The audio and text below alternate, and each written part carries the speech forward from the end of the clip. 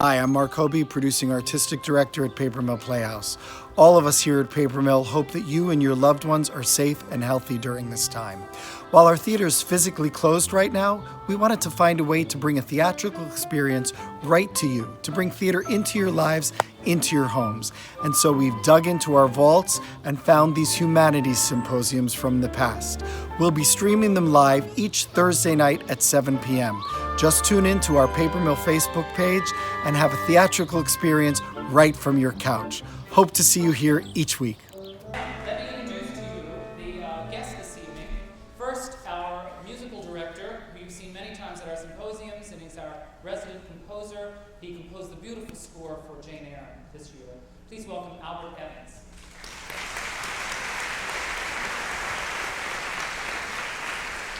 And a gentleman who is also no stranger to any of you. He's appeared here many times and directed many of our shows, and will be directing our new show for this fall, our opening show, Big River. Please welcome Jamie Rocco.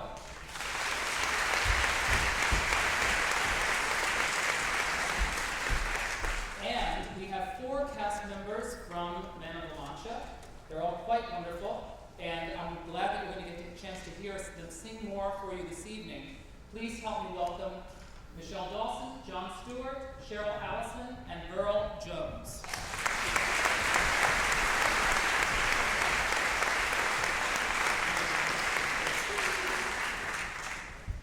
Okay, be seated, everyone.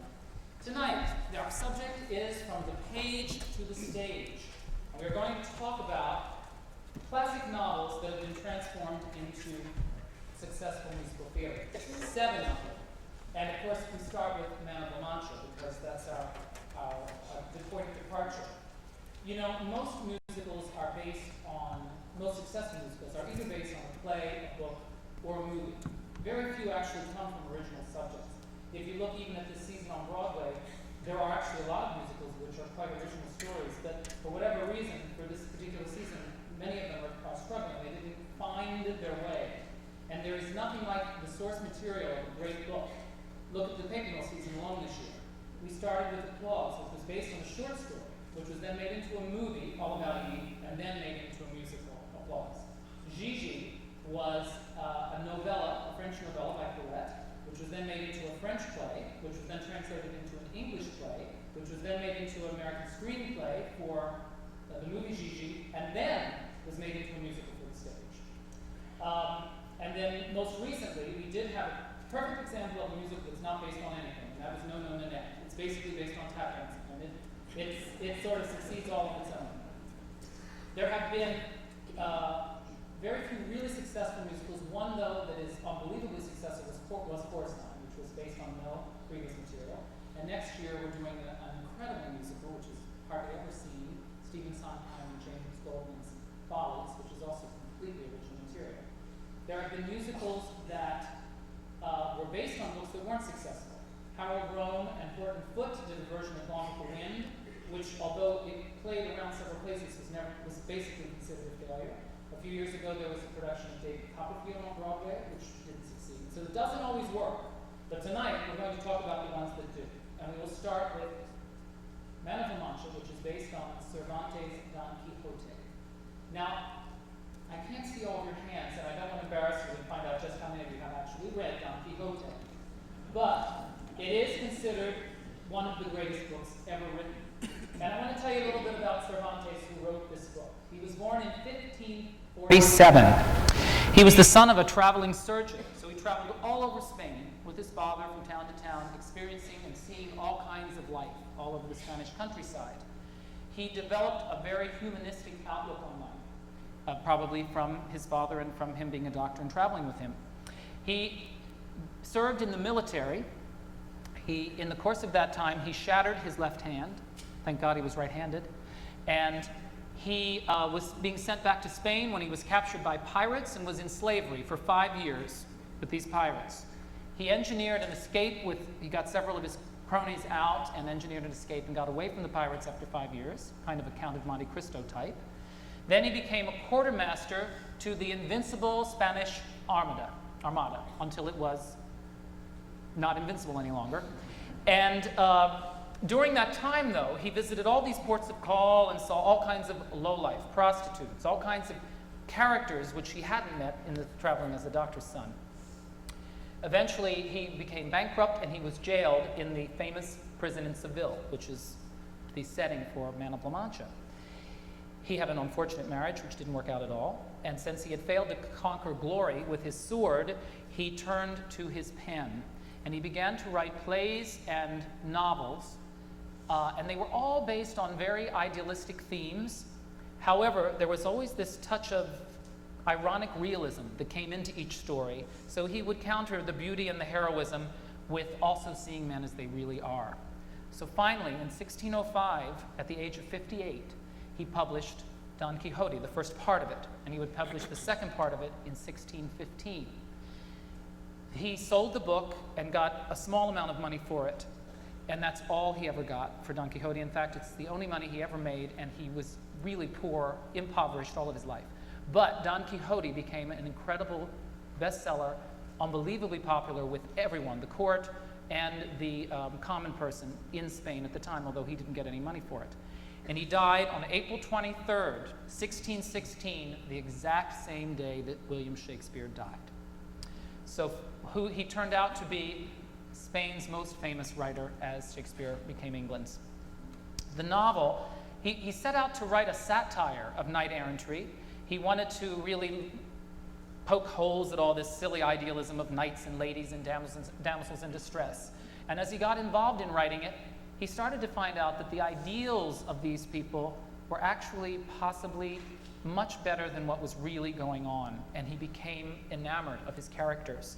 And one of the great things about this novel is it's a book in which the characters shape their own destiny for the first time. They manipulate their own lives and the myths that surround themselves. And he did this with wisdom and humor and created quite a tapestry, a 1,000-page tapestry, quite a daunting novel for anyone that wants to adapt it for the stage. So the musical took on quite a challenge in trying to figure out a way to put Don Quixote on the stage. And actually, Dale Wasserman, the man who wrote the book, was in Madrid, and he read in the newspaper in Madrid that he was there to work on a dramatization of Don Quixote. He thought, how interesting. I've never even read the book. So he got the book and thought, well, maybe I'd better read it since I'm supposed to be here to dramatize this. So he read all 1,000 pages and said, there is no way this can become a play. But he became so fascinated with Cervantes' life that he wrote a television script, a 90-minute television script about Cervantes' life, which was produced and was successful. Then he thought, well, maybe I could turn this into a play, Cervantes' life, which he did. He gave it to Albert Marr, who turned out eventually to be the director of Man of La Mancha, the first director. And Albert Marr said, this really needs to be musicalized.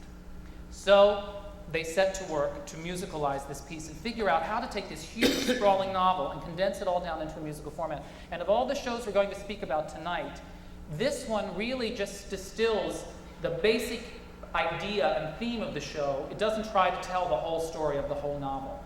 Other things that we talk about will, to a certain extent. But it does it so brilliantly because it really tells three stories. It tells the story of Cervantes, who is in prison at the end of his life with his beloved book, the only thing that really matters to him, and he has to plead for his defense of his life in order to save his book, the only copy that he has written out with his one good hand. Then he tells the story of Alonso Quijana, who is an old man who reads these books late at night and suddenly takes on these fancies of knight-errantry and everything and imagines himself to be a knight, and that is the story of Don Quixote. So it's three stories in one. And it's very interesting, and we're going to talk a lot about this concept. They introduce all of their main characters with songs that tell you exactly, blatantly, who they are. And you'll see in other musicals, before and after, there are always songs of character that introduce the person to the leading people right off the bat. But these are the most blatant songs in musical comedy because it comes right out with exactly who they are. And here's an example of the first song that you hear in the play, and you'll know immediately what I'm talking about.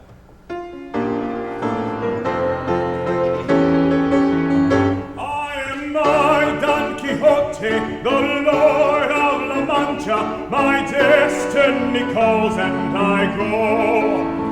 And the wild winds of fortune shall carry me onward, oh, whithersoever they blow. So then they introduce the next character, and he does the exact same thing. He tells you exactly who he is.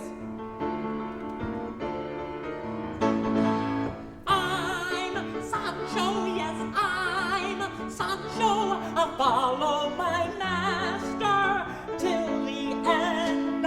I'll tell all the world proudly I'm his squire, I'm his friend. Just in case you didn't get it, they repeat it for you one more time together.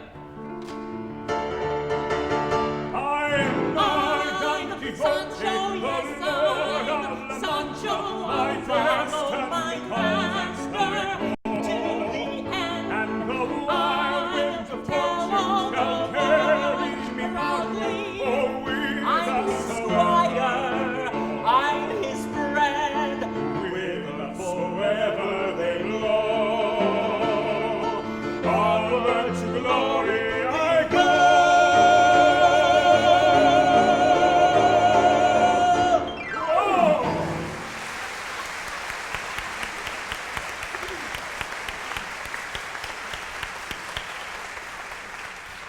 So, you have met two of the most beloved characters in literature, Don Quixote and his squire Sancho. Then there is a third main character, and for those of you who have not read the book, Aldonza Dulcinea barely appears in the book. She really isn't a figure in the book at all. She is really a creation of this musical. In fact, this is the only reference in the book to this character. There was, so the story goes, in a village near his own, a very good-looking farm girl with whom he had been at one time in love. Though, so far as is known, she never knew it nor gave it a thought to the matter. Her name was Aldonza Lorenzo, and upon her he thought fit to confer the title the Lady of his Thoughts. Searching for a name not too remote from her own, yet which would aim at and bring to mind that of a princess and great lady, he decided upon calling her Dulcinea. The name was musical, uncommon, and significant. You never meet her in the book, and now and then he refers to Dulcinea, but she has no place in the entire plot.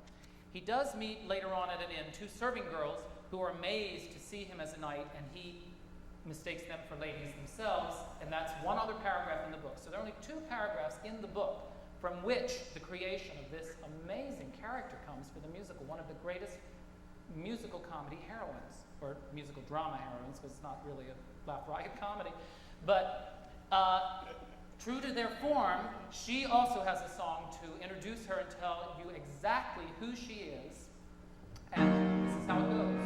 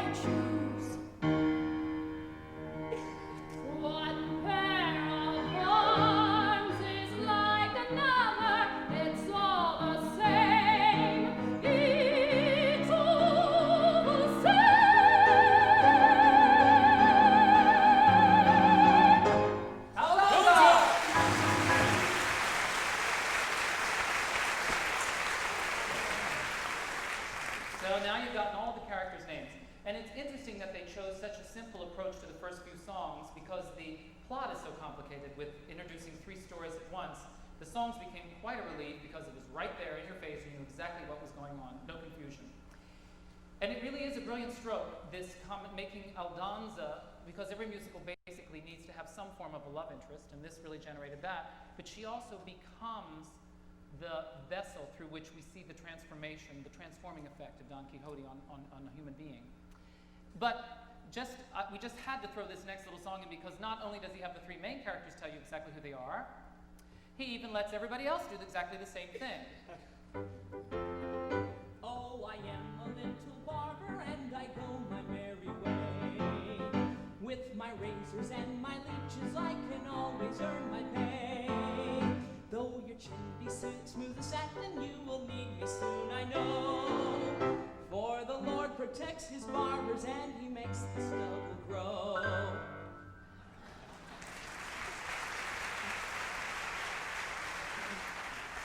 Now those are lyrics actually which you barely hear because that whole little verse is sung off stage. Now, the most famous song from Man of La Mancha, and truly one of the great songs of musical theater, is The Impossible Dream. And we are not going to sing that for you tonight. You have to come back to Man of La Mancha if you have seen it, or come to see it and hear it in the show, because it really, you know, in a way, The Impossible Dream has almost become synonymous with nightclub singers and lounge acts and all that sort of thing. But in the show itself, it is a beautiful creation. It just so embodies what the whole show is about, the quest.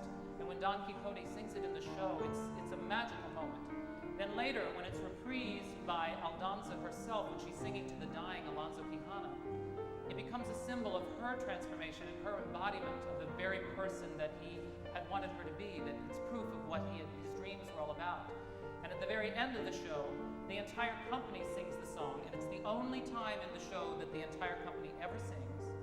And they sing it, each one of them having realized what the quest is all about.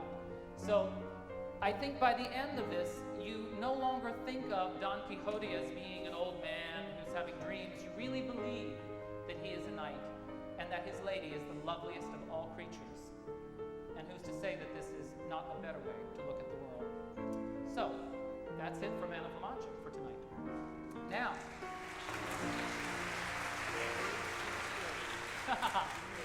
now we're going to go backwards and look at three musicals that preceded Man of La Mancha. The first great musical adapted from a novel, American, and really it's probably one of the greatest musicals ever written, is Showboat.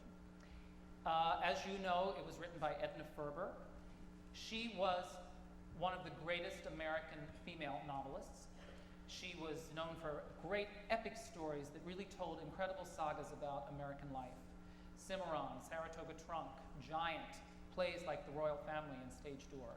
She was an incredible writer for her time, very, very, very successful. And her novel Showboat, of course, was an incredible bestseller. But it's interesting how her life started as a novelist. I think it's quite fascinating. In 1911, she wrote a novel called Dawn O'Hara, which she disliked intensely, and so she threw it out. But her mother rescued it from the garbage and took it to a publisher who actually published it, and her whole career started. So, wanted to kill her mother. No, well, yeah, kill her mother for a big career, but all I have to say to you moms is check the garbage, okay? So she wrote in 1926 the novel Showboat, and immediately Oscar Hammerstein got a hold of this novel and Ziegfeld, and together they decided this definitely had to be the great American musical, and they set to work, and very quickly soon after they opened Showboat at the New Amsterdam Theater, which, by the way, if any of you haven't seen the New Amsterdam Theater yet, since they remodeled it on 42nd Street, it is the most beautiful theater I have ever seen. I mean, this is Ziegfeld's theater that's been so lovingly restored, and it's so beautiful, and it just conjures up what that whole time was about. So if any of you have an opportunity to go, or when The Lion King opens there and you want to take some of the kids to go see it, it's worth it just to see the theater. It's so beautiful. So anyway, Edna Ferber was a novelist that had been very much compared to Charles Dickens, an American version where her characters really just leapt off the page, and Showboat, of course, is no exception. The thing with Showboat that's interesting is that it really is one of the few musicals that really in depth tells the lives of 10 different characters, 10 main characters. Usually musicals cut out a lot of characters and don't develop as many of them as Showboat did. And to look at how they introduced the characters in this musical, which sort of set the tone, I go back to the novel and we look at one tiny little passage that Edna Ferber wrote, and it goes like this. Here was Gaylord Ravenel, fresh, young, personable, aristocratic, romantic of aspect. Here was Magnolia, slim, girlish, ardent, electric, lovely. Their make-believe adventures, as they lived them on the stage, became real. And from that one little phrase, comes this beautiful song. The game of just supposing is the sweetest game I know. Our dreams are more romantic than the world we see. We could make believe I love you. We could make believe that you love me. Others find the peace of mind in pretending. Couldn't you? Couldn't I? Couldn't we make believe our lips are blending in a phantom kiss or two or three? Might as well make believe I love you. For to tell the truth, I do.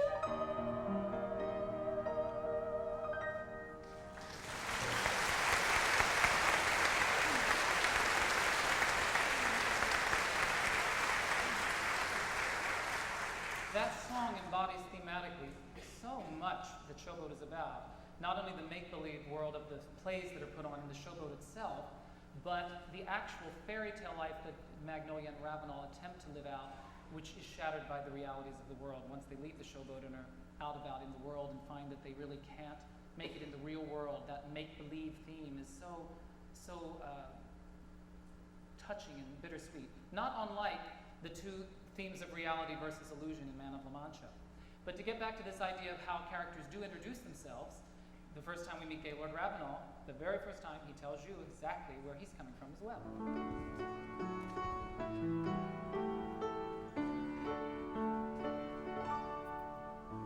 Who cares if my boat goes upstream, or if the gale bids me go with the river's flow? I drift along with my fancy. Sometimes I thank my lucky stars, my heart is free. And other times I wonder, where's the mate for me? The driftwood floating over the sea someday finds a sheltering lee. So somewhere there surely must be a harbor meant for me. I drift along with my fancy. Sometimes I thank my lucky stars, my heart is free. And other times I wonder, where's the mate for me?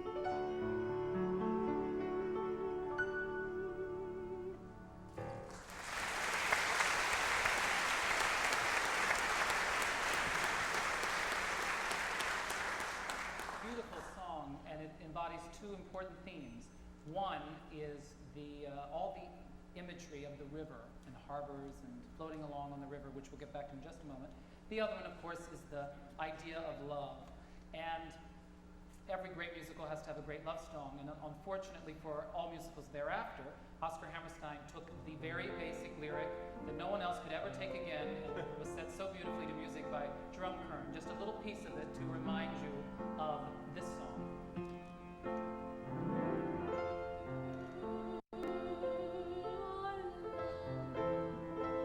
Here in my arms, where you belong.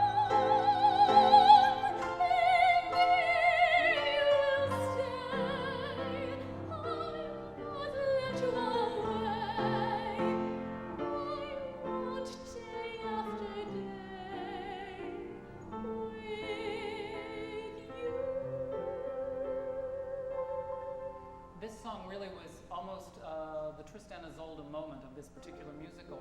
And I don't know if anybody could get away with writing a song titled You Are Love Today, but it really is just an amazing, amazing moment in the show.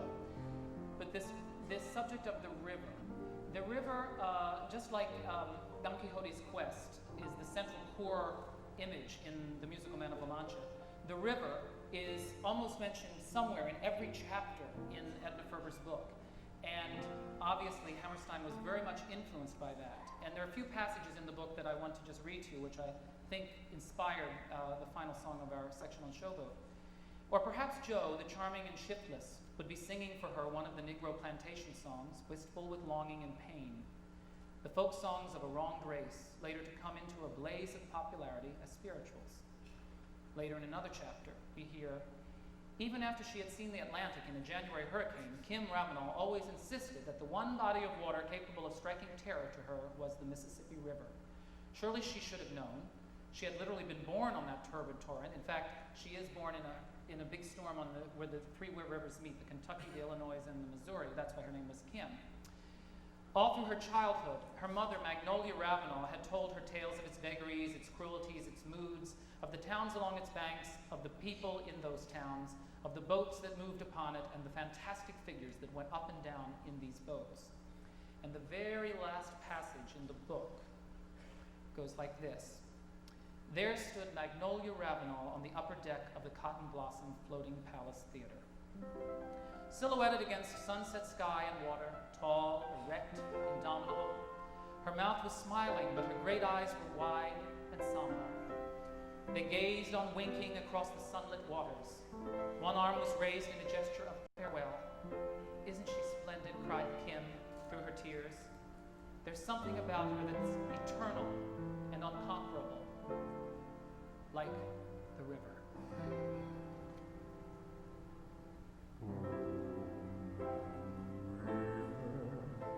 That old man river, he must know something, but he don't say nothing.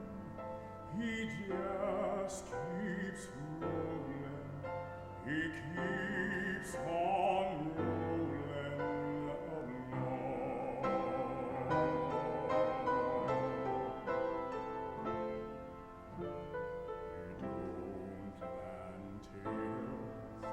He don't plant cotton, and him that plants them is soon forgotten. But old man River, he just keeps rolling along.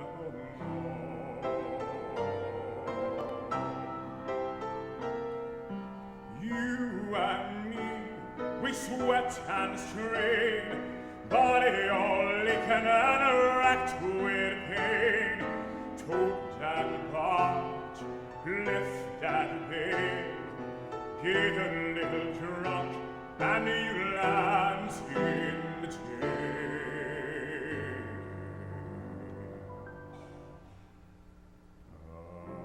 I get sweet and sick of trying. I'm tired of living and scared of dying. But old man River, he just keeps rolling.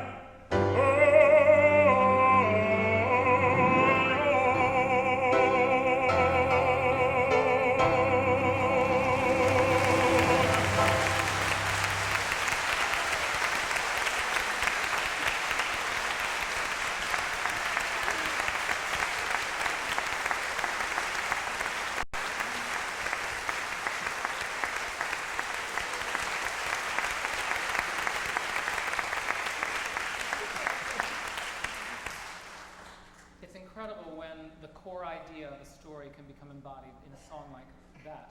And every musical that we're going to talk about attempts to find that core idea and hold on to it, as The Impossible Dream does in La Mancha and Old Man River. We're going to move on now to two other Oscar Hammerstein musicals in which he collaborated with Richard Rodgers. And he really was a master at distilling these wonderful novels into musical plays. So I'm going to turn it over to Susie. The next show we're going to talk about is South Pacific, which was based on James A. Michener's 1947 Pulitzer Prize-winning Tales of the South Pacific. Michener had been stationed in the New Hebrides during World War II, and during a 6-month period had set down a series of tales that were told to him by American servicemen and the local inhabitants that he encountered. He fashioned these into short stories, and when the war was over, came back and sent it off to the publisher, and it was published in '47, and then it won the Pulitzer Prize later that same year. Shortly thereafter, the book was submitted to MGM for treatment in a movie screenplay, but in their infinite wisdom, they turned it down. It was then brought by the head of the submissions department at MGM, who believed in it, was brought to the attention of Josh Logan, who at that time was directing Mr. Roberts on Broadway. And it was thought that perhaps this was good background source material for Mr. Roberts, since the location and many of the events were similar in the two works. However, it wasn't until after Mr. Roberts had opened and Josh Logan got a chance to go on vacation that he even opened Tales from the South Pacific. Once he read it, he was convinced that it needed to be adapted for the stage, and he brought it to Rodgers and Hammerstein. Specifically, the plot of the musical is a combination of 4 of Michener's stories.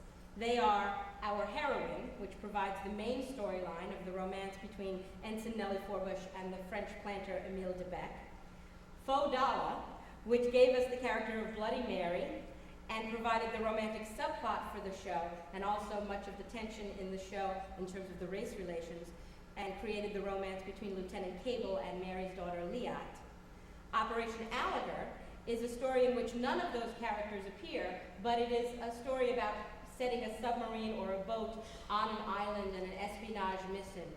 Rodgers and Hammerstein used that military operation as a plot device in the show to put Emile in danger and have Nellie realize the depths of her feeling for it. It also was kind of a handy way for them to deal with Liat and Lieutenant Cable's romance and bring that to a conclusion, because unfortunately Lieutenant Cable is killed in that mission. The final story that was used was called Boar's Tooth, and the only thing that really comes to us from that story is the very colorful character of Luther Billis.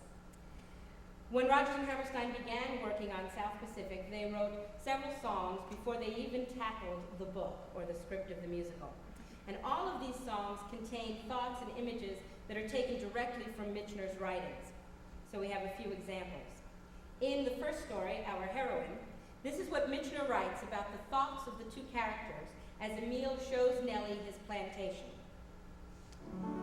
To herself, Nellie was saying, "I shall marry this man. This shall be my life from now on. The hillside shall be my home, and in the afternoons I shall sit here and look out at the sea." And in the show, Nellie sings. Wonder how I feel, living on a hillside, looking on an ocean, beautiful and still. About Emile's thoughts, Michener writes, "This is what I have been waiting for all the long years. Whoever thought a fresh, smiling girl like this would climb up my hill? In the hands of Oscar Hammerstein, it becomes this." This is what I need. This is what I've longed for. Someone young and smiling, climbing up my hill. And in another passage from the same story, there are 2 very short sentences of Michener's that sound like they might have been in Oscar Hammerstein's mind as he created Some Enchanted Evening. He writes, "There was a long pause. Nellie and Emile studied one another across the little distance of the pavilion. Perhaps that became across a crowded room."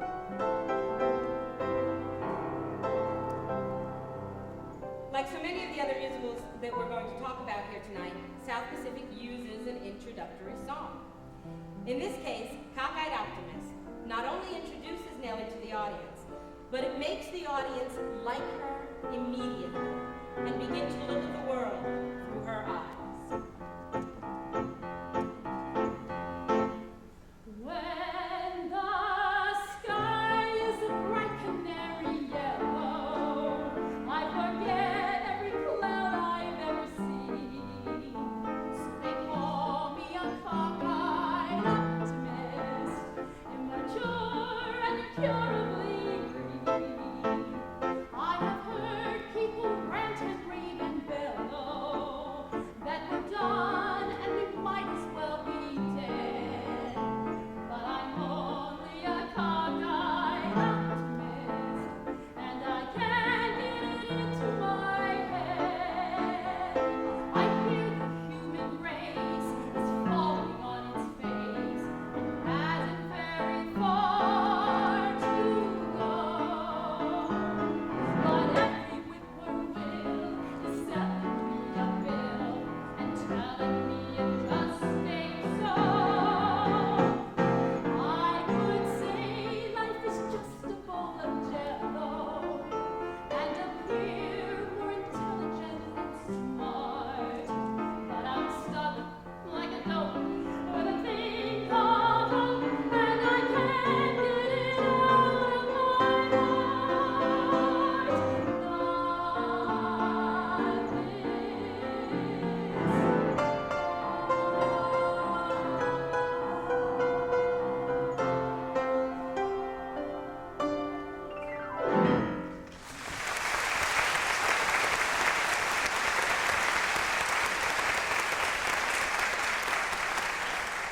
There's a wonderful story about the first time that Mary Martin heard the score to South Pacific.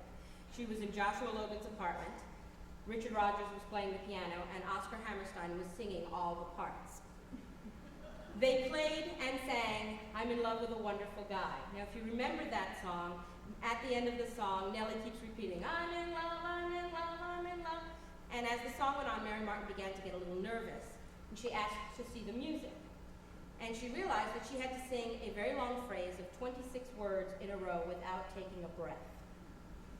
She had just been doing Annie Get Your Gun on the Road for a grueling several years and thought that perhaps this was beyond her. So she sat down next to Rodgers on the piano bench and sang through the song. And when she got to the end of it, she was completely out of breath and fell off the piano bench flat out on the floor. And the story goes that Richard Rodgers looked at her and said, that's exactly right, don't ever sing it any other way. And he was right. He was right. He was right. Throughout much of Michener's long and distinguished career as an author, there is an ongoing theme of racial tolerance and the quest for racial tolerance. That was certainly obvious in Tales from the South Pacific, and when young Lieutenant Cable is forced to look at his love for the native girl Leot, several people in the story come to him and say, what are you going to do? What are you going to do? And finally, very simply, he says, I can't marry Leot. I can't take her home. And in that one sentence, Michener not only looks at the dilemma this young man is in, but looks at also generations of racial intolerance that have been built up and passed on. Oscar Hammerstein and Richard Rodgers took that notion and expanded it within the musical South Pacific. That simple statement is used to not only expand the character of Cable and his inner turmoil, but also to set the scene for the entire theme of the musical. In the show, Cable acknowledges the hollowness of what he is saying when he says he cannot marry Leot. And he angrily realizes that that kind of feeling is not born in you. It happens after you're born.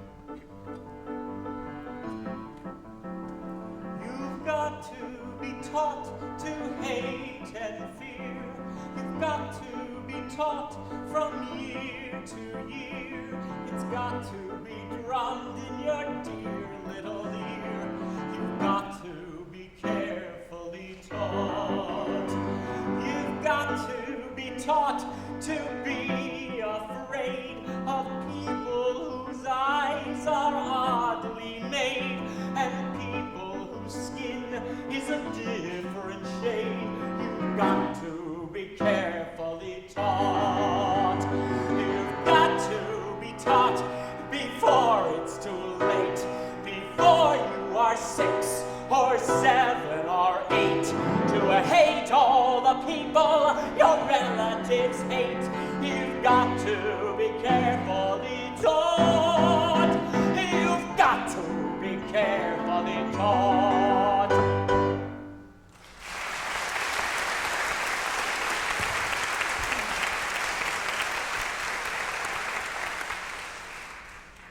In addition to that theme in South Pacific, there's also the theme of the real and the unreal world.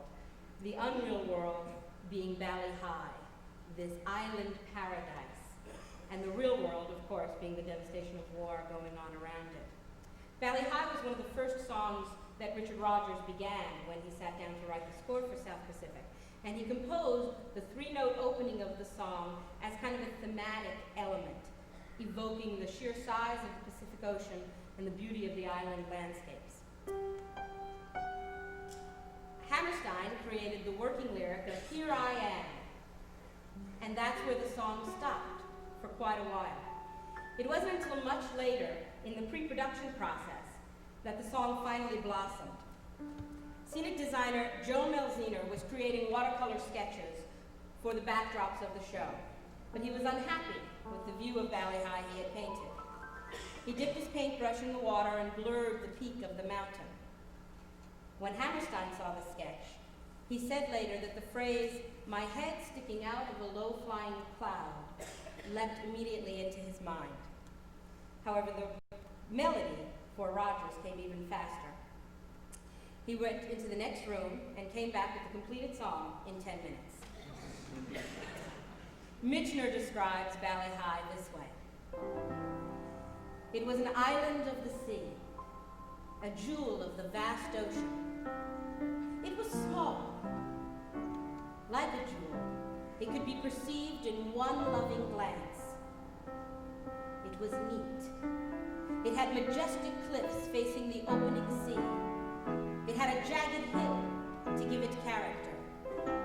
It was green, like something ever youthful. And it seemed to curve itself like a woman into the rough shadows formed by the volcanoes on the greater islands.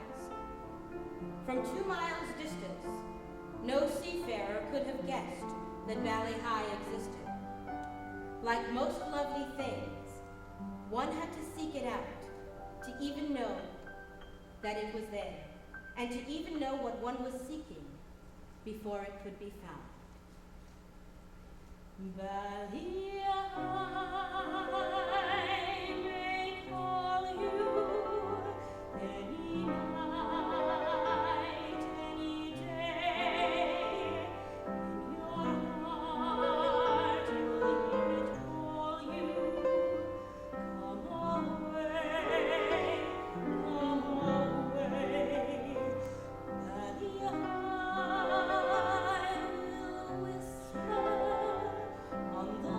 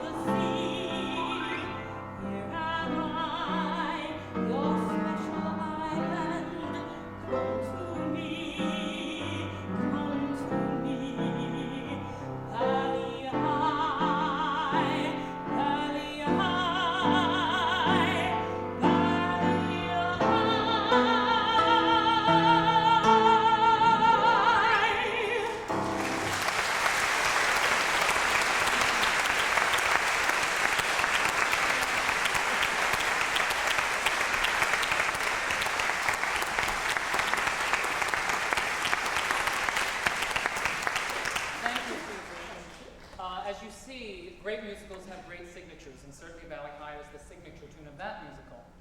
Now we go to a later musical which had a lot of similar themes to South Pacific when Oscar Hammerstein tackled The King and I. And now he's going to tell us about that. Hello. In The King and I, we all know The King and I. We first meet Anna and her son Louis on the deck of the ship that has brought them to Bangkok, where she's going to be the governess to the king's many, many, many children. Now, to calm Louis, he has a lot of fears about this. It's a very strange place. Anna sings this song to him, which tells us right away that she's a woman of spirit, charm, and a great deal of courage.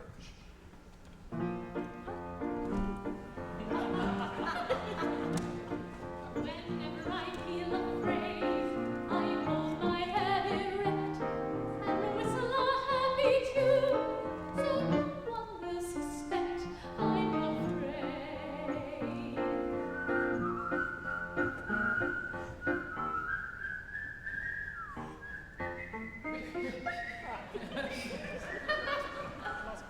You lost him? Okay. Brilliant, brilliant, brilliant. Now, I always thought this song was very charming, but it's a little lightweight, actually, to introduce a big musical comedy heroine. And this was Gertrude Lawrence making her, she knew this was going to be her final appearance in musical comedy, and she wanted it to be a big one. Why is this song so lightweight? It almost seems to me that it would be just as appropriate if Louis sang it to her. If he said, it's like that song you always sing, Mother. How you whistle a happy tune. For one of these big I am songs, to me it just doesn't feel very personal. It almost advises us to wear a mask instead of telling the world who you are. So I started thinking, who is this Anna Leonowens, or Anna? I'm from Columbus, Ohio, so I say Anna. The King and I is really based on 3 sources. This is a little unusual for a musical, but there are 3 texts behind it. The first and the farthest back are the 2 books that Anna herself wrote in the early 1870s. The first was called The English Governess at the Siamese Court, and the second, a couple years later, was called The Romance of the Harem. Now, in these 2 books, Anna presents herself to us as she would have us see her. She's a proper, well-educated gentlewoman. She tells us she was born in Wales in 1834. When she was 6, her father, Captain Crawford, was ordered to India, and her mother accompanied him, leaving Anna in the hands of a kindly relative who ran a school. A year later, Captain Crawford was killed in a Sikh uprising, and Anna's mother stayed on in India. Many years later, about a decade later, when Anna was 15, she traveled to India to visit her mother, who had by then remarried, and we never find out the name of the stepfather. Apparently he's very abusive. She just wrote him out of the story entirely. But that's where she met the handsome young Major Thomas Louis Leonowens.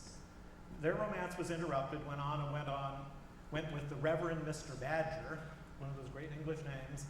Sounds like From the Wind and the Willows, the Reverend Mr. Badger, and his wife, the Reverend Mrs. Badger, on an educational tour of the Middle East. When she returned, she married Major Leonowens. Their first 2 children died soon after birth, and Anna and Tom returned for a time to the healthier climate of England, where a daughter, Avis, was born in 1853, and a year later a son, Louis.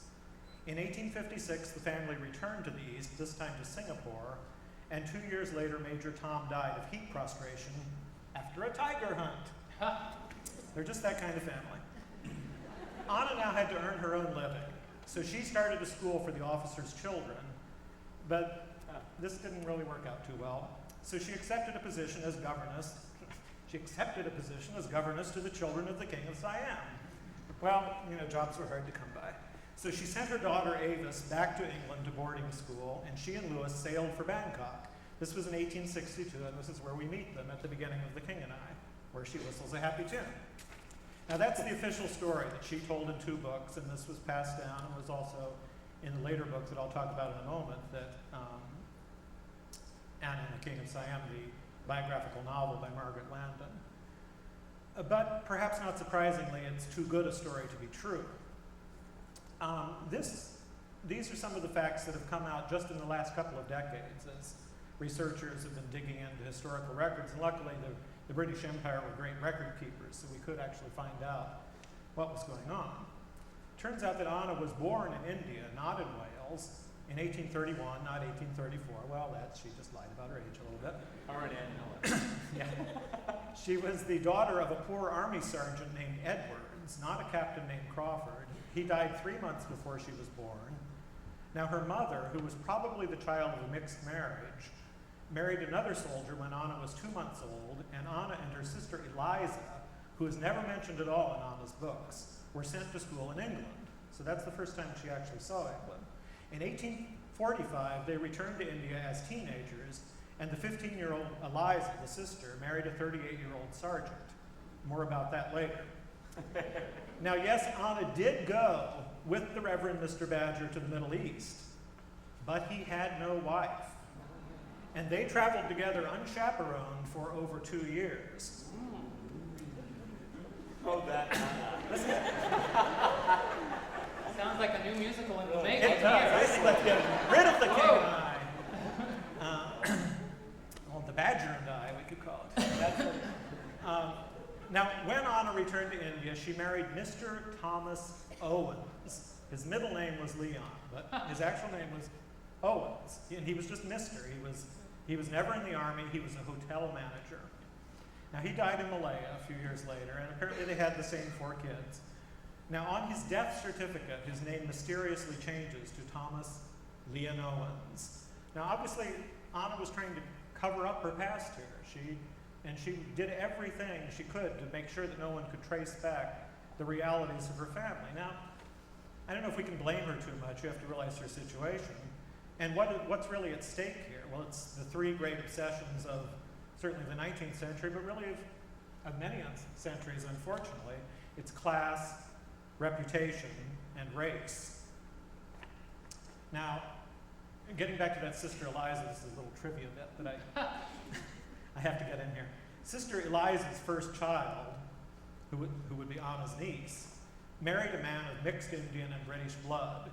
Their children, therefore, were Eurasian, and the family must have suffered a great deal from official and social discrimination at that time. One of their children was William Pratt. Now, can anyone tell me who William Pratt was? Boris Karloff. That's right. Win the Amana freezer. Wow. Amana freezer for that name. So Boris Karloff was Anna Leon Owens' great nephew. Who knew? So anyway, that's just some of the stuff I dug up. I know it has nothing to do with From the Page to the Stage, because this never got to the stage, but I thought it was interesting. We jump ahead 70 years. Anna's story is really completely forgotten. She published these 2 books, but they were out of print. They were well received actually in America, but in Britain, where they really knew more about Siam and the colonies. Siam was not a colony, but they knew more about the Middle East, having colonized India. They were really very badly received, and people just called Anna a liar. They said, these books are just a tissue of lies. So they went out of print, and her story is completely forgotten until a woman named Margaret Landon came across copies of both of them and became fascinated by Anna Leon Owens' story, at least the story that she told. And she rewrote the 2 books. She wove them together into a coherent narrative that she called Anna and the King of Siam. It was published in 1944 and was a big bestseller. I remember my mother had it on her shelves, and I first read it when I was a kid. Everyone had it. It was like Gone with the Wind. The book adds sort of a modern gloss to Anna's books, but it's still basically a jumble of interesting stories, palace intrigues about harem life and diplomatic ventures. Of course, it had to be made into a Hollywood movie. So the problem of how to present the material dramatically was first tackled, and then solved by the screenplay for the Irene Dunne, Rex Harrison film, Anna and the King of Siam, which came out in 1946 and was written by Sally Benson and Talbot Jennings.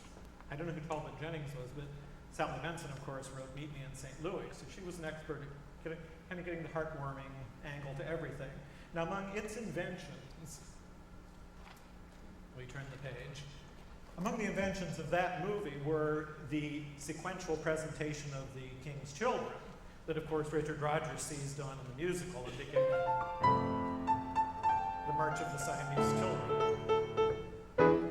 We were going to stage it for you, but The kids couldn't make it. yeah, couldn't make it. This is also where the idea of the king's peculiar English came in. In Anna's books, he had spoken perfectly normal English. He was a very well-educated man. She was actually not the first Western person that he had brought to the court to try to modernize the court. The others, though, had been missionaries, and they tried to Christianize the court as well, so he got rid of them. But they added the king's peculiar English, his odd tenses, his use of etc., etc., etc., which Rodgers and Hammerstein then would take even a little bit farther, and we're going to do just a little bit of how they treated the king in his signature song.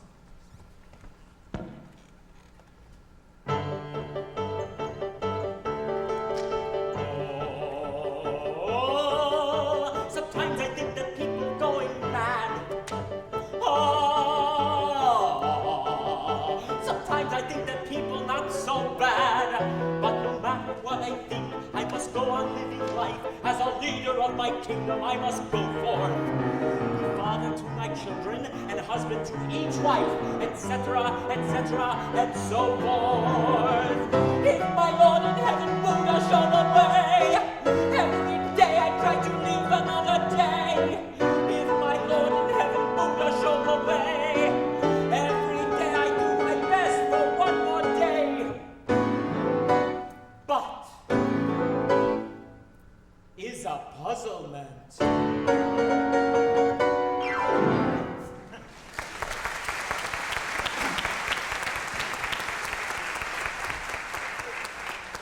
Great musicals are built on great themes, and the one that Hammerstein really seized on this is one that he came back to again and again in his shows, the idea of personal freedom, of human rights, of dignity and integrity.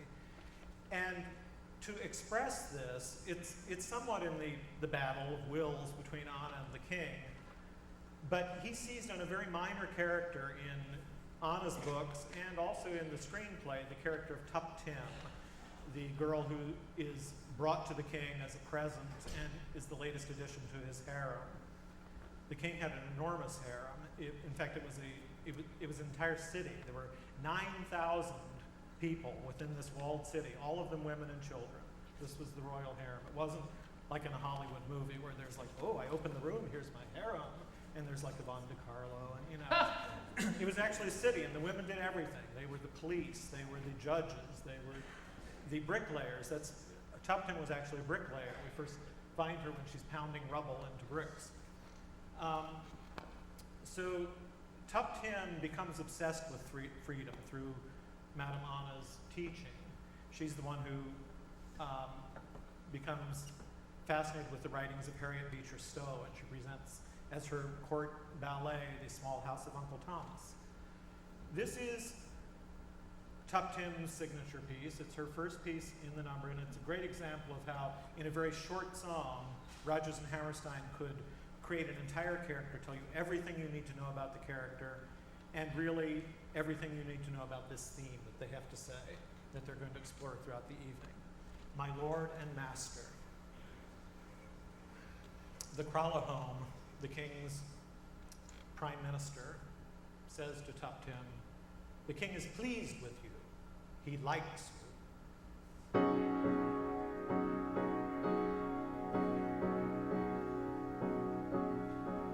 He is pleased with me, my Lord and Master. Declares he's pleased with me. What does he mean? What does he know of me? This Lord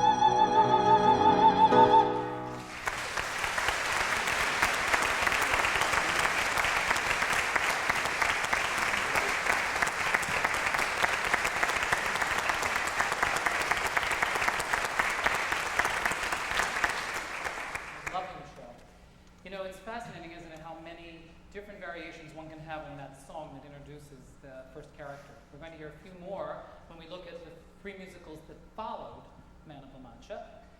First musical we're going to talk about is just about as world famous as the novel that inspired it, and that is Les Miserables. It has become an unbelievable international hit, as did Victor Hugo's novel. It was an amazingly successful novel during its time. It was not popular with the critics, and basically neither was the musical. But the people took it to their hearts. Some people say it's like going to church to go to Les Miserables. They also say that sometimes about La Mancha, or any show that inspires them in some way. Alan Boubille and Claude Michel Schoenberg, who are the authors, saw a revival of Oliver several years prior to writing Les Miserables in London. And it happened to be produced by Cameron Mackintosh, who they did not know at the time, but would get to know very well eventually. They wrote a French musical version first of their piece, and it was all in French, and it was basically the themes and the characters of Les Miserables, but it would take an incredible journey between the actual French production and what would eventually open at the Royal Shakespeare Company in England several years later, which we'll talk about in a moment. First, I'd like to tell you a little bit about Victor Hugo. He was probably the French version of Cervantes, as he was the greatest French novelist. But unlike Cervantes, he was amazingly successful and popular during his lifetime and was acclaimed during his lifetime. He was probably France's most beloved author. This does not mean that his life was easy, though. He was a humanist. He looked at life in a very moral way and had a lot to say about it in his books, his plays, his pamphlets. You know, of course, that he wrote The Hunchback of Notre Dame. That was one of his first great novels. He was opposed vehemently to the idea of organized religion because he thought it destroyed the whole idea of Christian morality, that each individual should embrace the concept of Christianity, and this idea pervades his work about what organizations of all kinds do to destroy actually what he felt was the basic Christian principle. His history is similar in a sense to Cervantes. His father was a mediocre military general, and he crossed and recrossed Europe and saw every kind of war, degradation, every kind of people in his youth. He also saw a great war between his parents. His parents did not get along at all, and they were constantly battling and throwing him back and forth between them. Each parent had a mistress and a lover, and it was all very complicated in his youth. So he experienced a lot of domestic turmoil as well as international turmoil as he was growing up. But he developed his writing skill very early on, and he found that the way to get ahead was by writing odes to the royal family, and they were very flattered, and he soon got patronage from royalty and his writing career began. And then steadily through his plays and novels, he got to be quite well known. When he wrote Les Miserables, however, he had been exiled to Guernsey. A new regime had come in which he was not popular because he was very outspoken about his political views. So he actually spent many, many, many years away from France on the Isle of Guernsey. The book actually took over 12 years to complete. But he was a great, as Les Miserables, the musical would be, he was a great, he knew how to control the media. I mean, he really was quite amazing, and he just let little hints come out that this book was coming, because everybody was waiting a long time for the great novel to come from him.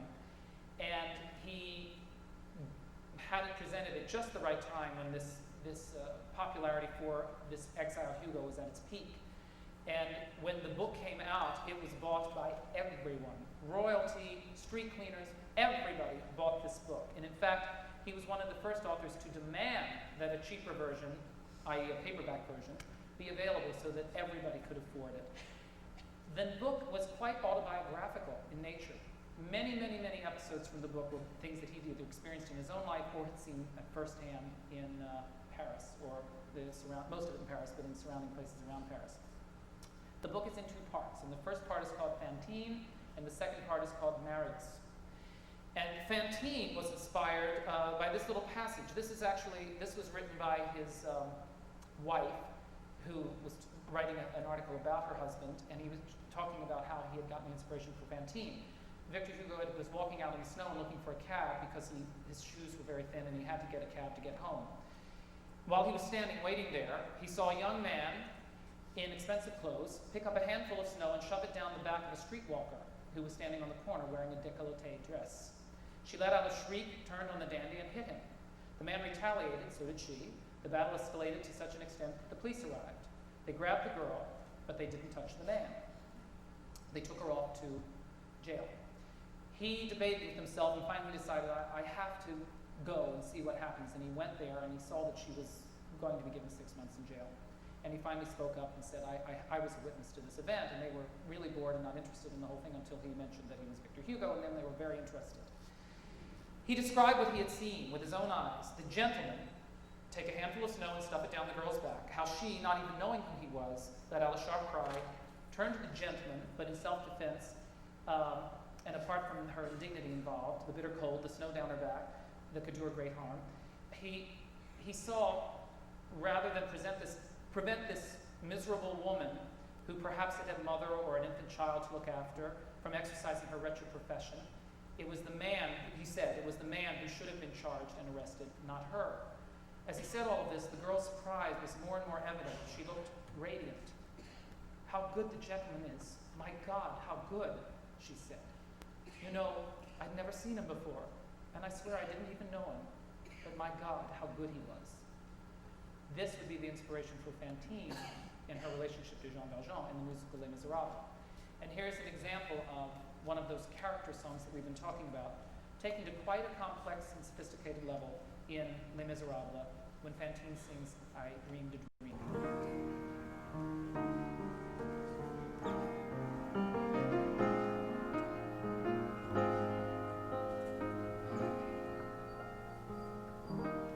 I dreamed a dream in time gone by,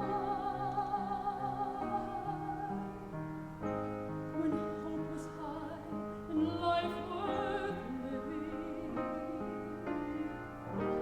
I dreamed that love would never die.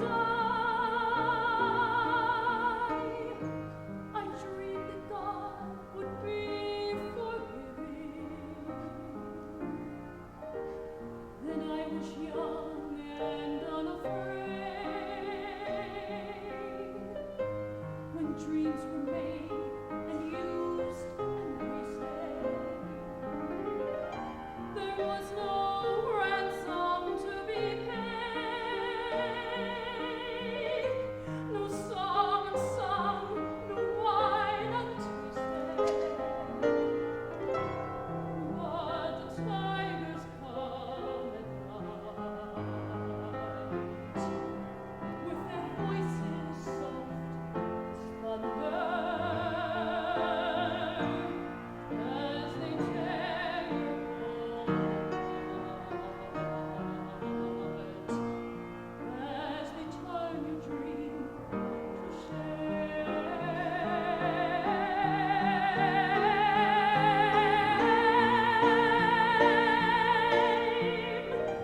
He slept a summer by my side. He filled my days with endless wonder. He took my childhood in his stride, but he was gone when autumn came.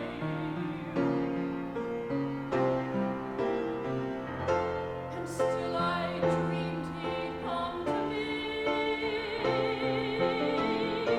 that we would live the years together. But there are dreams that cannot be.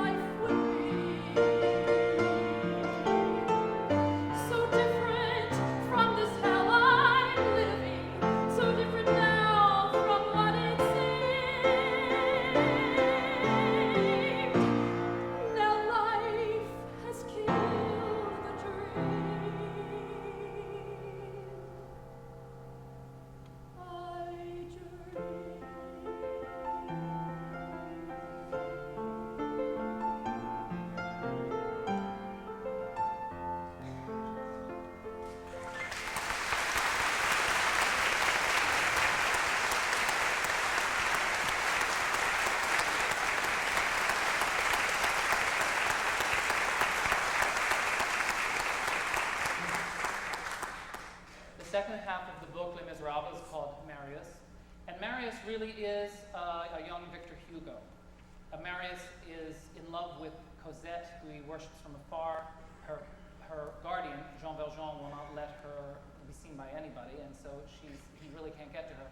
In Victor Hugo's life, he had the same problem. He was in love with a woman named Adele, and his parents and her parents kept them apart. And this went on for many years until he was able actually to prove himself fairly successful as a writer, and his parents died, so that obstacle was out of the way, and he was able to finally win his Adele, but he was always on the outside looking in. He felt very much like Marius. And he also, as a young man and in later life, had many, many friends that were involved in the insurrection of the barricades, which the musical is about. He had lived through that period and saw many of his friends die. And the musical actually captures that bittersweet quality of that Marius character in a song that he sings following the death of the friends at the barricade.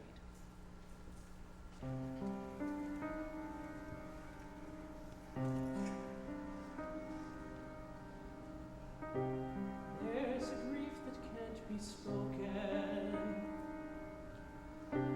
There's a pain goes on and on. Empty chairs and empty tables. Now my friends are dead and gone. Here they talked of revolution. Here it was they lit the flame. Here they sang about tomorrow, and tomorrow never came. Oh, my friends, don't ask me what your sacrifice was for. Empty chairs and empty tables, where my friends will meet no more.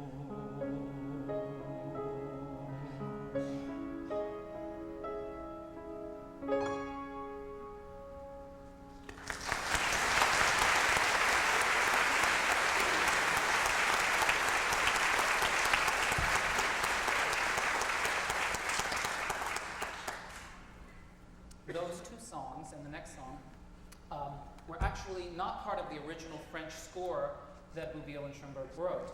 When Cameron McIntosh and Trevor Nunn, who had directed, and John Caird, who co-directed it with him, began to work on really bringing the heart and soul of the novel to the stage, they had determined that really there were songs missing that were key to the heart and soul of these characters, Fantine's character, Marius's character. And actually 3 weeks before they went into rehearsal, they began work on a song that would become the song that Jean Valjean would sing after the great battle scene at the barricade. This song didn't exist at all in all these prior versions until they actually were just about to go into rehearsal. At first, they wanted to write a song that would really be about Jean Valjean's jealousy about his young ward's love for this young man, Marius. And that as an older man who had never really had a woman in his life, he sort of was replacing some of those feelings, not in any kind of incestuous way, but just in the thoughts about his ward, Cosette. Then they decided that this really wasn't what that character was about at all. And he was a character about unconquerable, about just absolute love for his fellow man. He, as you know, was caught stealing a loaf of bread and went to prison for many years. And as he got out, he learned through the process of his life how to, through other people's sacrifices toward him, and then through the experiences of seeing other people like Fantine and all these people, he learned about the quality of unconditional love. And I think that's where finally they came to the inspiration for this song that Jean Valjean sings at the barricade.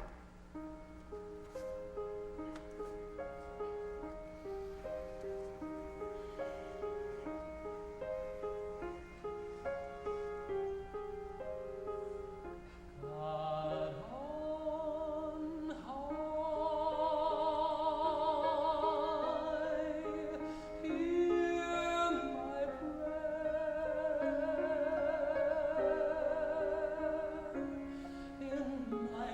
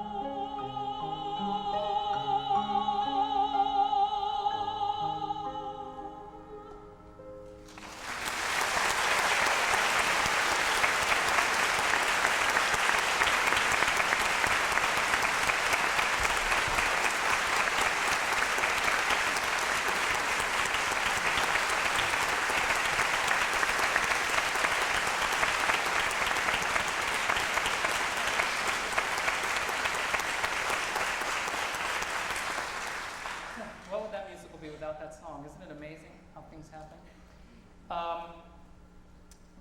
Victor Hugo, when he died, he asked that he be buried in a plain wooden coffin. He died at a very old age. He was 84, 85. And he was a great, great figure. 84, 85? Very old. Not so old anymore. Well, in that time, it was very old, 19th century. Huh? Wasn't it? Yeah. He meant to say it was sad he died so young. Sad he died so young.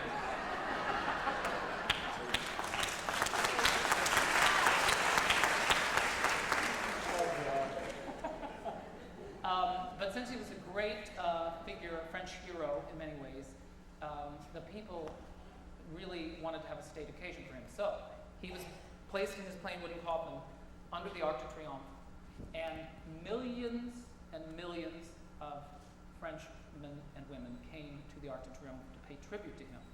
More people than ever paid tribute to anyone in the history of France, including when de Gaulle walked down the Champs-Élysées in 1944. There were still more people in Paris at the death of Victor Hugo.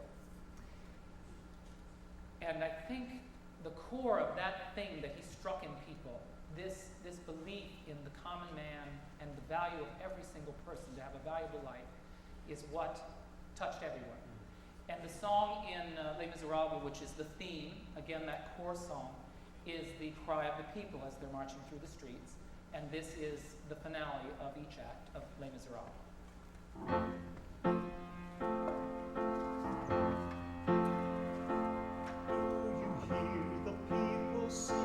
Singing the song of angry men.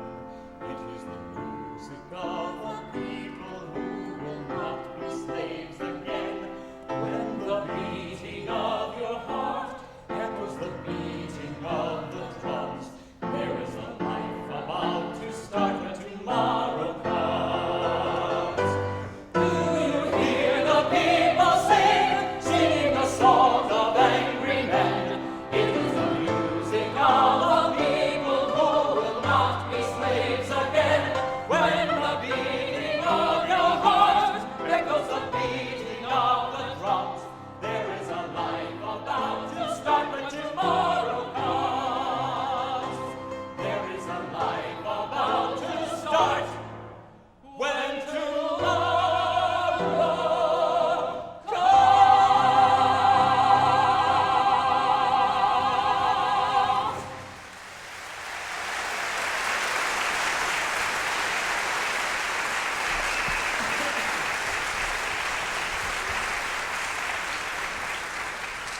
Now we move on to our final two musicals, and they are musicals based on great books, and both of them are going to be seen here at Paper Mill in the beginning of our fall season. The first one is the incredible novel Huckleberry Finn, which has been turned into the musical Big River, and Jamie, who will be directing it, is here to tell us about that. The Adventures of Huckleberry Finn by Mark Twain is probably a book that, whether you've read it or not, it resides somewhere deep in your psyche. I believe that this character, all of us know him. We, as Americans, we grew up hearing about Huckleberry Finn. And the truth is that Mark Twain, all of his work, was filled with wit and wisdom of everyday American life. In fact, if you take all of Mark Twain's work, you'd probably get a patchwork quilt of America. The book is presented as a simple and freewheeling account of Huckleberry Finn's trip down the Mississippi River. Though deep within it, deep within all of its funny jokes and silly language, there is a strong and clear statement about freedom and equality of man. And basically that's what America is all about, isn't it? There have been many stage and film versions of this classic book, but no musical ever was quite as successful as Big River. In fact, in 1985, Big River won 7 Tony Awards. And those Tony Awards included the Best Musical Award, the Best Score, and the Best Book for a Musical. And luckily, this week, I was given the phone number of the author of the musical. He wrote the libretto, that's what we call the book part of the musical, the things that people say between the songs. His name is William Hoffman, and I was able to get him on the telephone. And it was really interesting because most people ignore script writers. They always talk about how great the music and lyrics are. And I called this fellow, and I've already directed the show 2 or 3 times, and I've always been in awe of his work. And he won the best book of a musical Tony Award. Anyway, I got him on the telephone, and I started talking to him about the show, and he said, "This is the first time anyone has ever mentioned that they liked the book." And I wanted to say, wasn't a Tony Award good enough? But apparently, I guess no one, just like with every other show, they ignore the fact that the book is there holding all of these songs together. Let me tell you how this musical came about. There's a producer named Rocco Landisman, no relation. That's his first name, Rocco. And he's one of the Dodgers, which is a big production company in the city. And Rocco was a gigantic fan of country and Western music. And he was aware that for the Broadway musical to survive in our contemporary world, there needed to be shows that included music that spoke to the popular culture, music that people were listening to now. That's exactly what Oscar Hammerstein and Richard Rodgers did. They were writing pop songs. And Rocco Landisman realized that there weren't a lot of shows that had pop songs in them. And he loved country western. He loved a fellow by the name of Roger Miller, who wrote a song called King of the Road, ironically enough, another road song. Have you heard of that song? Okay. He also wrote one of my favorites, England swings like a pendulum, but that's a little less well known. Anyway, he loved Roger Miller, and he was at a party one night, and he bumped into William Hoffman, who happens to be a novelist. And they were having a few drinks together and talking about, wouldn't it be fun to do a country western musical on Broadway? And all of a sudden, Rocco came up with the idea of Huck Finn. And Bill said he had not read it in quite a while, but he'd read it. And eventually, they hooked up and decided that they would, in fact, do a musical version of Huckleberry Finn. And they would call Roger Miller and see if he wanted to, jump on board. When they called Roger Miller, he said to them, "Well, I've never seen a musical except for King and I, so maybe I'd want to do it. Why don't you write the script and I'll see if any songs come to me?" So they were kind of scared then, of course, but Bill wrote a script and they sent it to Roger Miller, and he said that I could share this with all of you. But this isn't common knowledge. They sent this script to Roger Miller, and Roger Miller never really read it. He gave it to his next-door neighbor, who was a man named Don Meredith. And Don read the script, and he said to Roger, "This is good, you should do it." So Roger called him and said, "Okay, I'll do it." And then it turned out that he had never read the book either. And they had to hire an actor to follow Roger Miller around reading the book. That sounds like a job I would have had 20 years ago. And after this actor finally got through to him the story of Huck Finn, Roger Miller connected to the story in a much deeper place. It was as if something from his own childhood connected to the childhood of Huckleberry Finn and the awareness of freedom.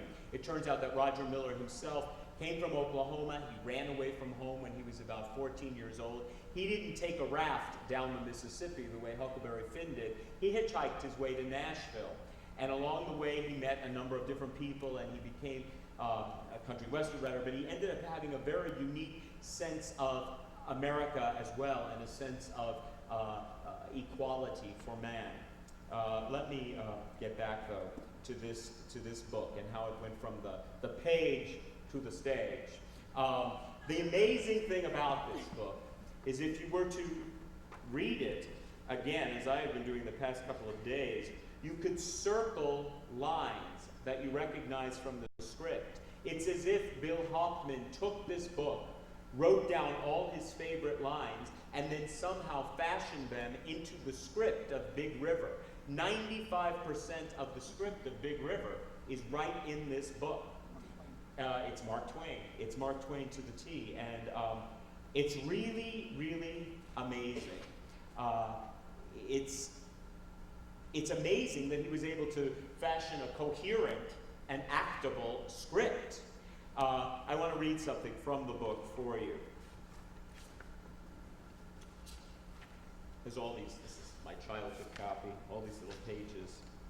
It starts out by telling you that a number of dialects are used in the book, and that's just the way people spoke then.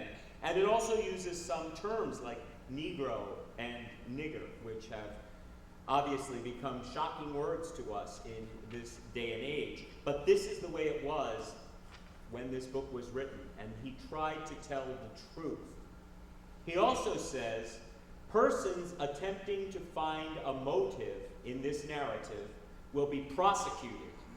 Persons attempting to find a moral in it will be banished. Persons attempting to find a plot in it will be shot by order of the author, Mark Twain. Well, I guess I'm going to be banished, shot, and all of that stuff, because I think deep within his wit, there is this unbelievable passion for equality of man and freedom.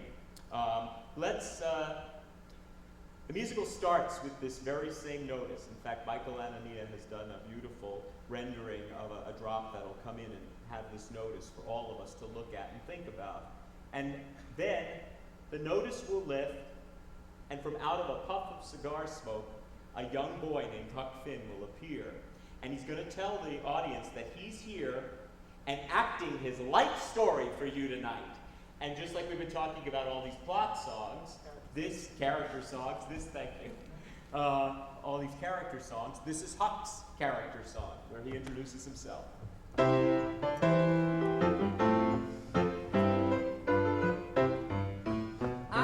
Huckleberry me, somewhere sitting underneath some tree somewhere, maybe fishing, or somewhere sitting just wishing I was fishing. Oh, I, Huckleberry me, do hereby declare myself to be nothing ever other than exactly what I am. Nothing ever other than exactly what I am.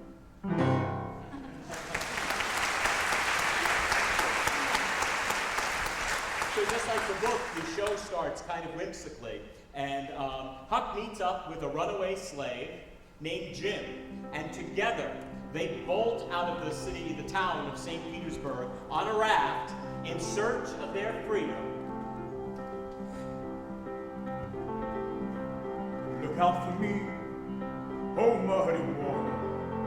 Your mysteries are deep and wide, and I got a need for going someplace, and I got a need to climb on your back and ride.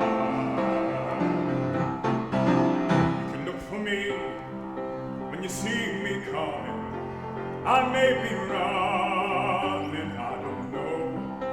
I may be tired and a running fever, but I'll be heading south for the mouth of the Ohio. So look out for me, oh muddy water. Your mysteries are deep and wide, and I got a need for going someplace, and I got a need to climb upon your back and ride. Look out for me, oh muddy water. Your mysteries are deep and wide, and I got a need for going someplace, and I got a need to climb upon your back and ride. Look out for me, oh muddy water. Your mysteries are deep and wide, and I got a need for going someplace, and I got a need to climb upon your back and ride.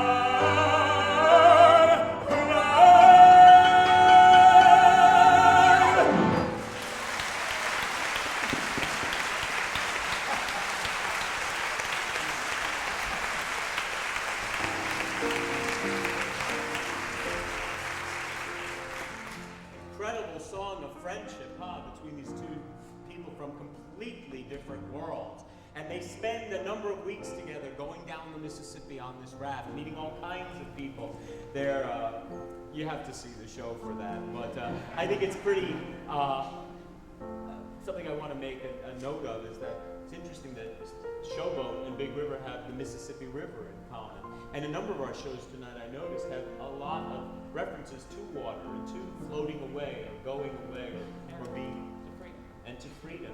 And I think that's a theme, I guess, in so many musicals. The first production of Big River took place at the American Repertory Theater in Cambridge. And at that moment, I told you already about Roger Miller. He had not written a musical and blah, blah. He wasn't used to working under a time schedule, and the show wasn't really complete. So in an effort to see, they wanted to still do their show because they had this opportunity. So what they did is they said to Roger, look, open up your trunk and get some songs out that you wrote in the 60s because we're going to put them in this show. And they did. But happily, Robert, only one of those songs remain in the score. It's a beautiful ballad that happens to capture a moment in the show when Huck and Jim and a third person, a beautiful older woman, I think she's 19 or 20, she happens to be Huck's first crush, all are feeling the same thing, and that song's called Leaving's Not the Only Way to Go. But we're running out of time, and I've decided I'm not going to sing it tonight, so you're going to have to come to the show to hear that. But my favorite moment in the show comes toward the end. It's so silly. I think I've told this to Robert and maybe to Angelo as well, that the first time I directed the show, I had to go on a television show and talk about it because it's not the most famous title. It's not Hello Dolly, it's Big River, and they're like, well, what's that? So I'm on this television show and I'm talking about that it's about Huckleberry Finn and it's about his relationship with this runaway slave. And I start to talk about this moment in the show and I start bawling on television. And sometimes just the sheer thought of this moment, it's shocking, this moment. Let me tell you about it. It's toward the end of the show, and Jim and Huck have been separated. At this point, Jim has been sold and chained up. And Huck comes upon the man who has chained and sold Jim. And this man has been tarred and feathered at this point for another crime. And it's moments before this man is going to suffocate to death, being tarred and feathered. And it's at this moment that Mark Twain and Bill Hoffman gave Huck these lines to say. Much as that man done to me, I couldn't feel any hardness against him. Human beings can be so cruel to each other. It hit me all of a sudden that there was the hand of God letting me know I'd been watched all along from above. And people who helped a nigger like I'd done were the ones who went to the everlasting fire. I decided to pray and see if I could stop being the kind of boy I was. But you can't pray a lie. I found that out. And in that one moment, Huckleberry Finn becomes a man for all of us. A man who will not accept indignity for his friend. A man who demands freedom for all men, no matter what color and no matter what creed.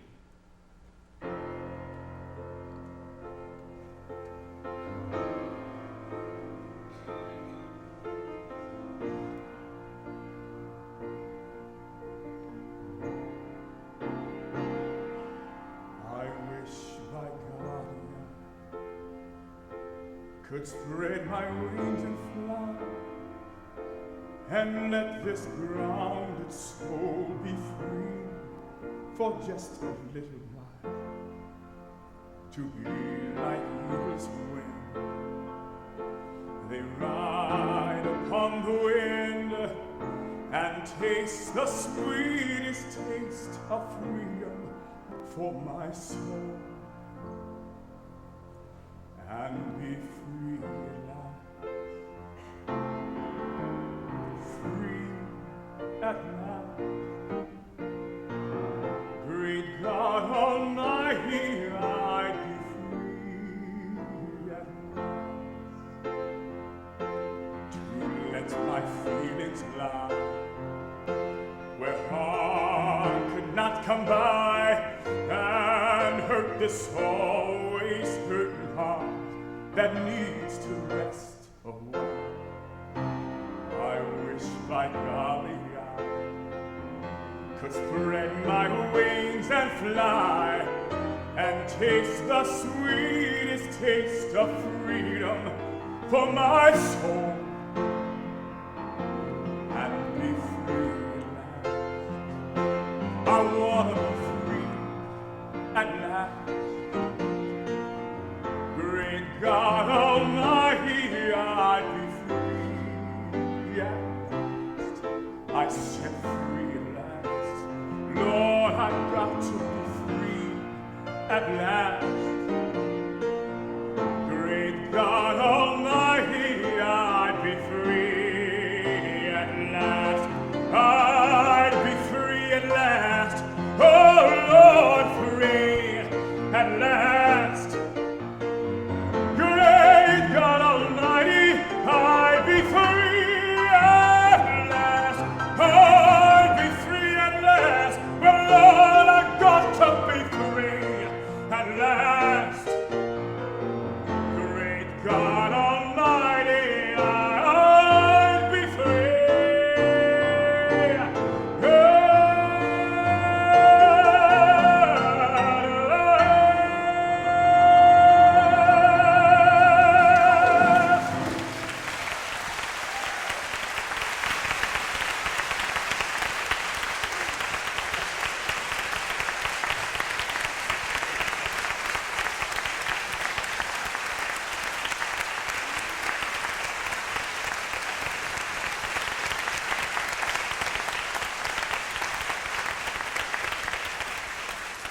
Now, you never knew Craig Rowe, the head muleteer, could sing like that. He's a great girl. That was beautiful. Thank you. So now we come to our final musical. It is based on the best-selling book of all time, the Bible. So we're going to tell you all about that book.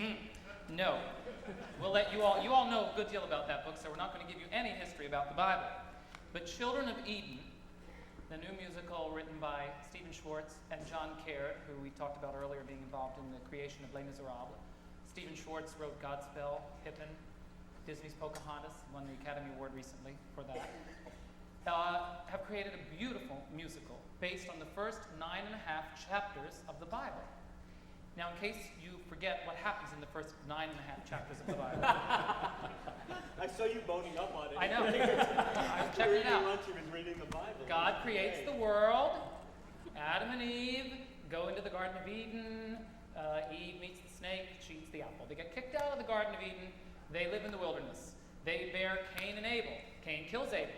They have another son. Cain runs away, and they have another son named Seth, who then becomes the all the generations of Seth take us all the way down to Noah, through 1,000 years of begats and begottens, down to Noah.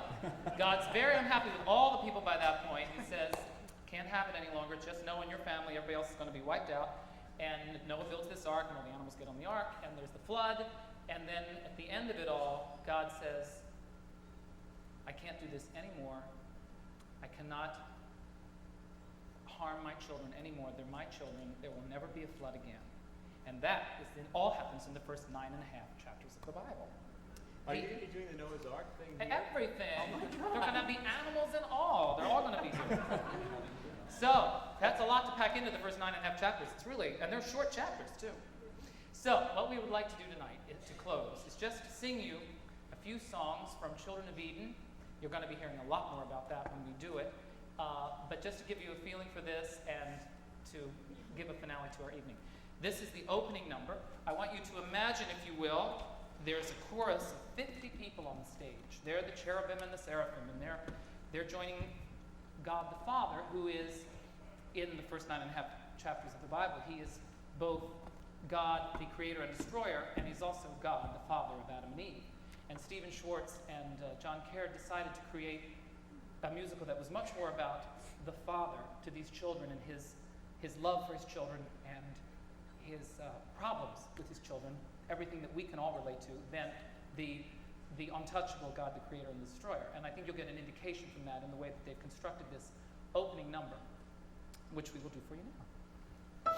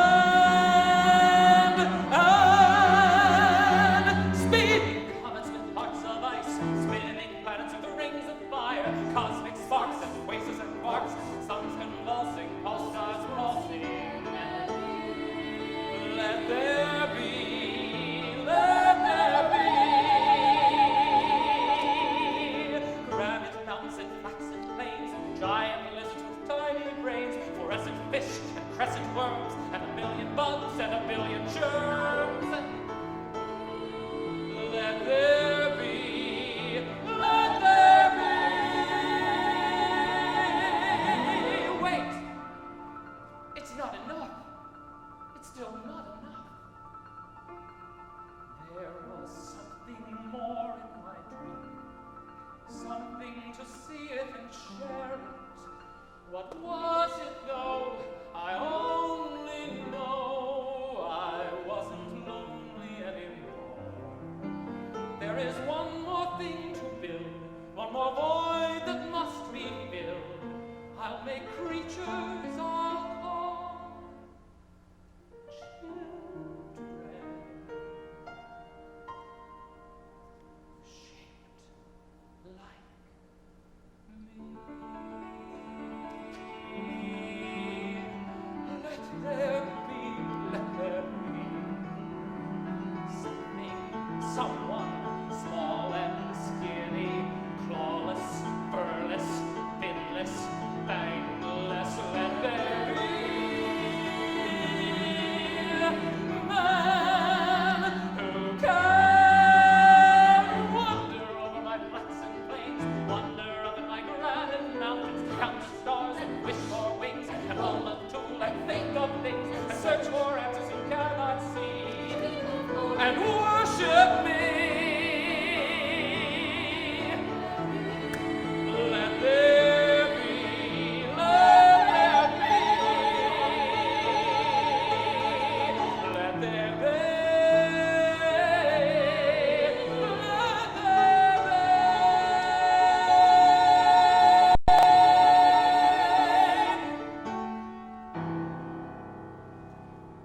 Lord God breathed in man the breath of life, and man became a living soul. And the Lord God gave man a garden, and called the garden Eden.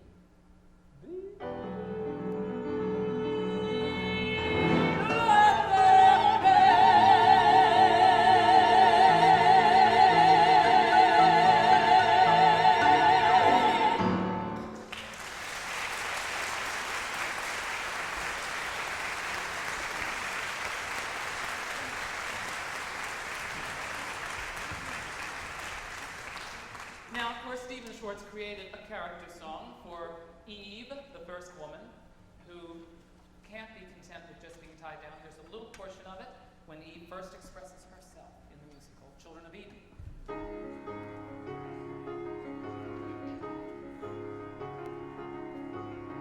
I've got an itching on the tips of my fingers. I've got a boiling in the back of my brain. I've got a hunger burning inside me, cannot be denied. I've got a feeling that the Father who made us, when he was kindling the pulse in my veins, he left a tiny spark of that fire smoldering inside. The spark of creation is flickering within me. The spark of creation is blazing in my blood. A bit of the fire that lit up the stars and breathed life into the mud. The first inspiration, the spark of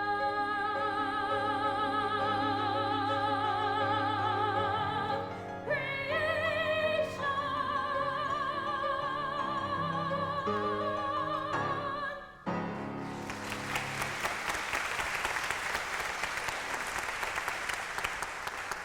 Then they came to the subject of the snake, and they decided to give it many different personalities. So it appears in the guise of actually several people all playing out the snake. And here's a little bit of what the snake sings.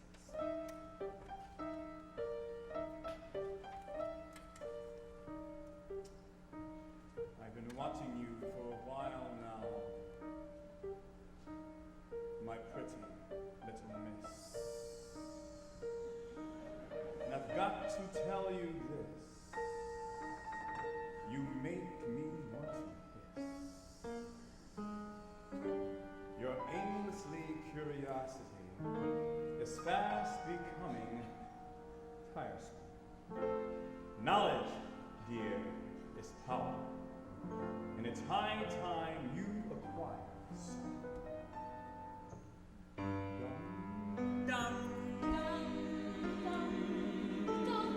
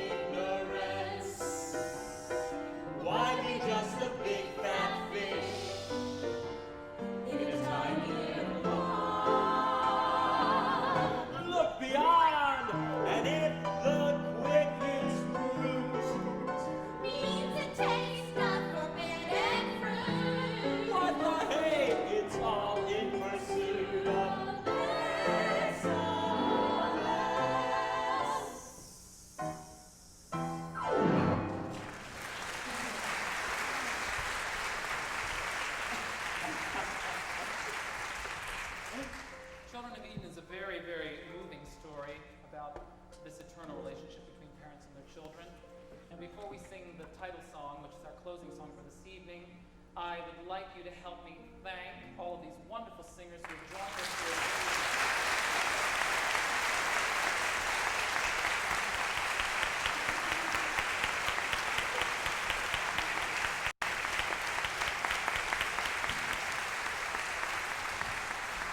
And please, a special round of applause for Albert Evans.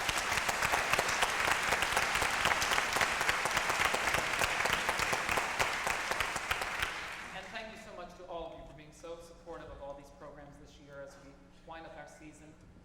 It's really been a remarkable season. We've had a wonderful time.